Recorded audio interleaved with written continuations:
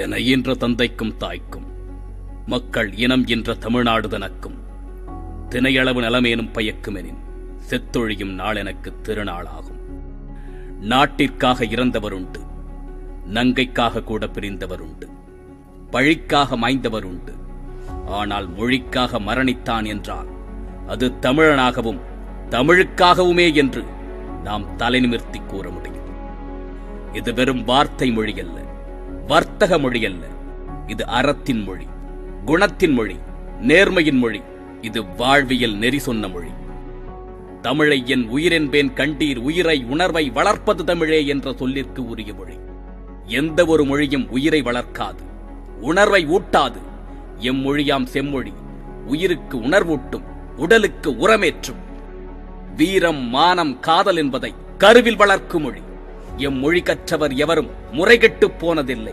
M மொழி கண்டவர் பலரும் இதை தன் மொழி எனக் கண்டனர். 2000 ஆண்டுகளுக்கு முன்பு முப்பால் கண்டது, 3000 ஆண்டுகளுக்கு முன்பே இலக்கணம் கொண்டது, 4000 ஆண்டுகளுக்கு முந்தைய நாகரிகம் கொண்டது.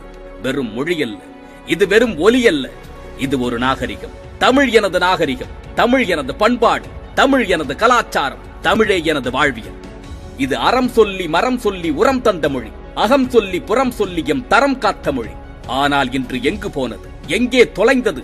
மறந்து போனதா, இல்லை இறந்து போனதா? தமிழ் எங்கே? தமிழன் எங்கே? என் வாழ்வியல் நெறிமுறைகள் எங்கே?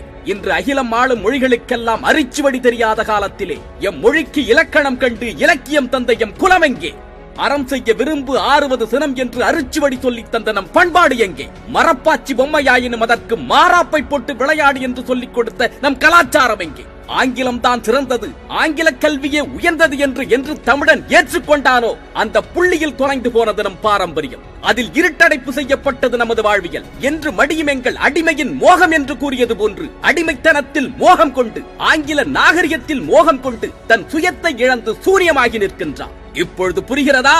மொழி என்பது வெறும் கல்வி அல்ல, அது உன் கலாச்சாரத்தை புரட்டி போடும் வல்லமை வாய்ந்தது என்று. வள்ளுவம் எங்கள் வாய்மொழியாகும், பன்மொழி எங்கள் படிப்பினையாகும் என்ற முழக்கத்திற்கு சொந்தக்காரர்கள் நாம். அவன் கல்வியை தந்து உன் கலாச்சாரத்தை மாற்றி உன் சிந்தனையில் சீழ்பிடிக்க வைத்து விட்டான். அவன் மொழி கற்பித்தான், அவன் உணவை உண்பித்தான், அவன் வழியை திணித்து விட்டான். அவன் தந்த முட்டை கோழியாகும், ஆனால் அக்கோழி முட்டையிடாது.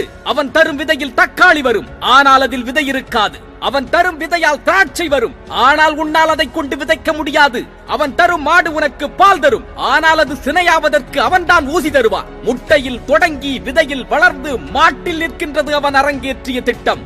நாளை உன்னில் நிற்கும். மாட்டிற்கு மாத்திரமல்ல ஊசி, உன் மனைவிக்கும் தயாராகி கொண்டிருக்கிறது. வேடிக்கை பார்க்க தயாரா அல்லது உன் வீரியத்தை காக்க தயாரா? இதுவரை நீ கற்றது கல்வி அல்ல, இதுவரை நீ வாழ்ந்தது வாழ்க்கை அல்ல, இதுவரை கொண்டது உன் கலாச்சாரம் அல்ல.